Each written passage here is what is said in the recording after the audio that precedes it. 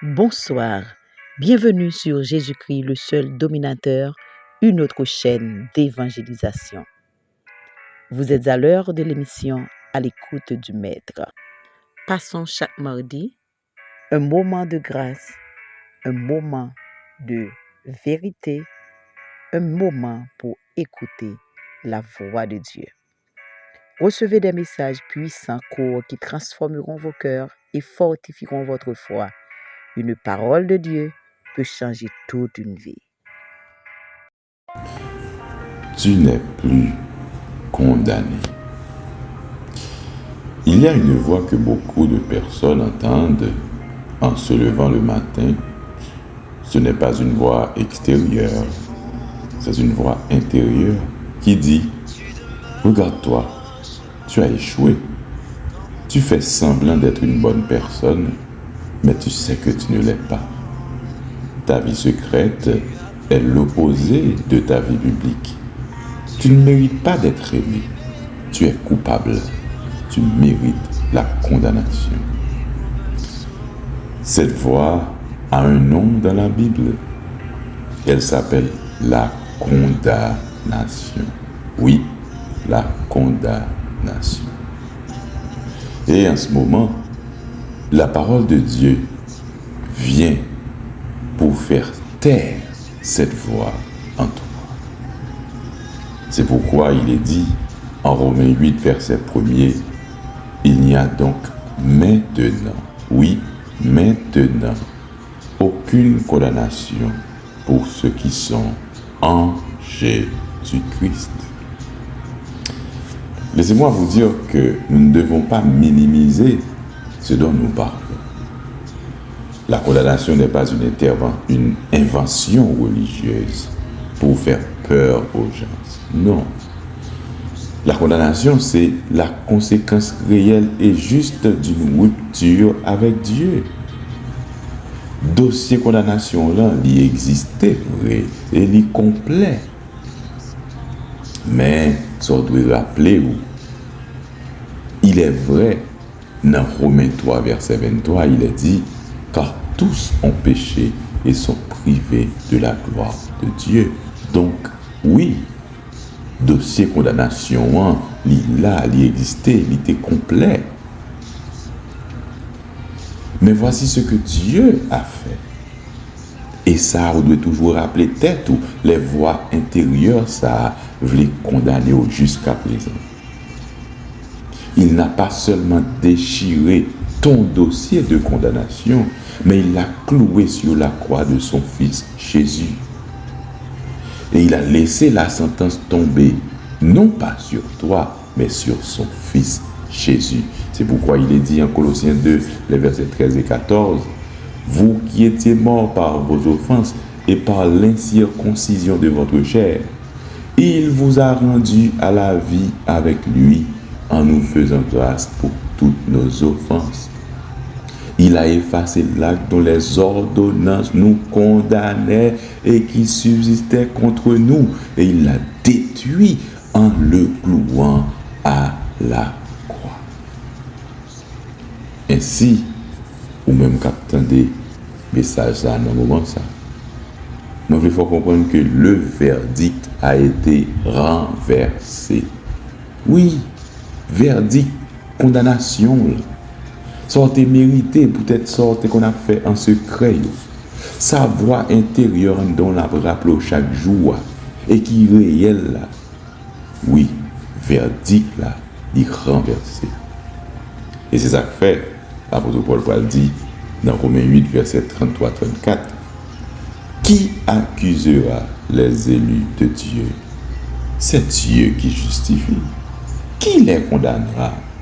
Christ est mort, bien plus, il est ressuscité. » Et dans le texte, ça, Paul t'a imaginé un jugement. Ça n'était capable d'attribuer au jugement dernier. Et Paul posait cette question, il dit, mais qui est-ce qui a osé lever pour accuser si là que bon Dieu justifiait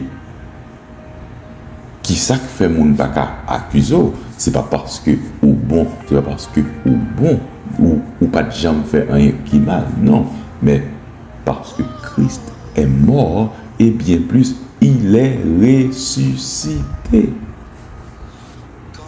Parce que le juge lui-même, oui, le juge lui-même qui devait te juger et te condamner, lui-même, il a payé le prix de ta sentence. Voilà pourquoi, dans Jean 8, versets 10 et 11, Jésus te bat une démonstration de ça n'a pas là. Dans Jean 8, versets 10 et 11, le texte nous dit, Jésus se relève et dit, « Femme, où sont ceux qui t'accusaient? Femme, où sont ceux qui t'accusaient? Mon frère, où sont ceux qui t'accusaient? Personne ne t'a condamné. » Elle dit, « Personne. » Et Jésus dit, « Moi non plus, je ne te condamne pas. » Jésus ne dit pas, « Tu n'as rien fait de mal. » Il dit, « Tu n'es plus condamné. » Ce sont deux phrases entièrement différentes. L'une nie les faits, mais l'autre transforme le verdict. Je dis, vous devez comprendre que oui, ou t'es qu'on fait ça qui n'est pas bon dans les yeux de Dieu, ou t'es fait ça qui est mal, et l'irrité, une vérité pour sortir fait qui mal, t'es mérité condamnation. Mais je dis à songer, puisqu'en Jésus-Christ, puisqu'on réclamait le pardon de Dieu, et puisque, ou d'accord, détourner au de mal là, voie intérieure ça, c'est pour éteindre avec la parole de Dieu. Il n'y a donc maintenant aucune condamnation pour ceux qui sont dans Jésus-Christ. Le problème n'est pas que Dieu te condamne encore. Le problème est que tu continues à te condamner toi-même, alors que le tribunal du ciel a prononcé ton acquittement. Je le reprends. Le problème n'est pas que Dieu te condamne encore. Le problème est que tu continues à te condamner toi-même, alors que le tribunal du ciel a prononcé ton acquittement. Dans Michée 7, le verset 19, il a dit que Dieu jette nos péchés au fond de la mer. Alors que certains d'entre nous passent leur vie à aller pêcher ce que Dieu a jeté. Je reprends. Dans Michée 7, verset 19, il a dit que Dieu jette nos péchés au fond de la mer, alors que certains d'entre nous passent leur vie à aller pêcher ce que Dieu a jeté. Ainsi, il n'y a qu'une chose que vous devez faire, mon ami, ma soeur, mon frère. Vivre libre de cette condamnation. Et cela signifie recevoir le verdict de Dieu plutôt que celui de ta conscience blessée. Cessez de rejouer mentalement le procès qui a déjà eu lieu. Et enfin, marchez dans l'identité de celui qui est acquitté. Non de condamné, mais de celui qui est acquitté et qui est mis en liberté. Ce matin, le texte de Romains 8, le verset 1er, n'est pas une théorie. C'est un acte juridique signé dans le sang de Jésus-Christ. Il n'y a aucune condamnation.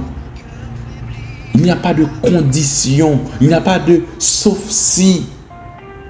Il n'y a pas de sauf si pour toi. C'est maintenant, aujourd'hui même. Tu es libre. Le verdict est prononcé. Reçois-le dans le nom de Jésus. Et soyez bénis par l'Éternel qui bénit. Sois libre et restez libéré. Que Dieu vous bénisse. Gloire à Dieu. Vous étiez à l'écoute du Maître et aujourd'hui, le ciel vous a parlé. Que la parole qui a été semée dans votre cœur porte du fruit au centuple. Que toute chaîne invisible tombe. Que toute accusation se taise et que la grâce de Dieu vous élève là où personne ne vous attendait. Au nom de Jésus-Christ. Que votre destinée s'aligne à la volonté parfaite de Dieu. Allez en paix, marchez dans la victoire et demeurez sous l'autorité souveraine de Jésus-Christ. À très bientôt, car le Maître parle encore.